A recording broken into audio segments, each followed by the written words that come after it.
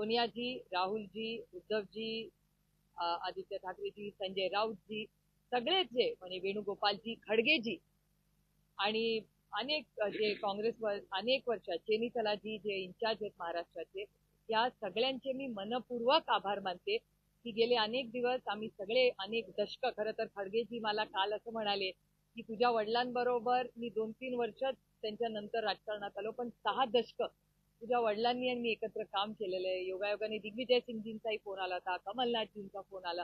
त्यामुळे ही 6 दशकाची प्रेमाची नाती आहेत आणि त्यांना सगळ्यांनाच आनंद झाला की आदरणीय पवार साहेब राज्यसभा लढतायत आणि मी उद्धवजींचे आणि प्रत्येक शिवसेनेचे ते अंतःकरणातून आभार मानते.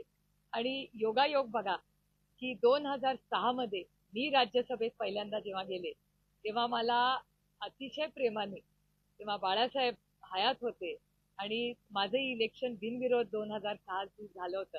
आणि आज 20 वर्षानंतर बाळासाहेब आपल्यात नाहीत, पण काँग्रेस पार्टी आणि शिवसेना आणि आता जे चित्र साधारणपणे दिसतंय की सगळ्यांनीच महाराष्ट्रातल्या सगळ्याच पक्षांनी एक समंजसाची भूमिका मांडलेली दिसते आता तरी जी काय बातमी येत आहेत. आणि असं दिसतंय साधारणपणे की हे सगळं इलेक्शन बिनविरोध होईल अशी परिस्थिती, असं एक साधारण चर्चा ही मी आता आधी ऐकलेली आहे. त्याच्यामुळे महाराष्ट्रातले सगळेच पक्ष समंजसपणे आणि एक सुसंस्कृत महाराष्ट्र, कैलासवासी यशवंतराव चव्हाणांचा जो महाराष्ट्र होता ज्याच्यात विरोधक हा आपला शत्रू नाही, ही वैचारिक लढाई आहे. आणि तीच संस्कृती आज या इलेक्शन मध्ये आपल्याला दिसते. ही आपल्या सगळ्यांसाठी एक अभिमानाची गोष्ट आहे. हीच तर महाराष्ट्राची आन बान आणि शान आहे आणि ही संस्कृती जपवण्यासाठी सगळेच प्रयत्न करतायत. ही एक आनंदाची आणि समाधानाची गोष्ट आहे.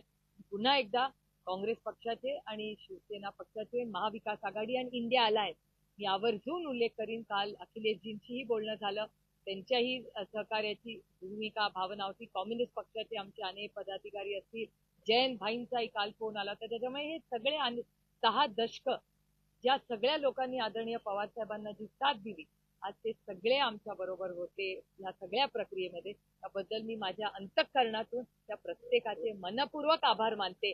आणि सगळ्यात महत्वाची गोष्ट की बारामतीकरांचे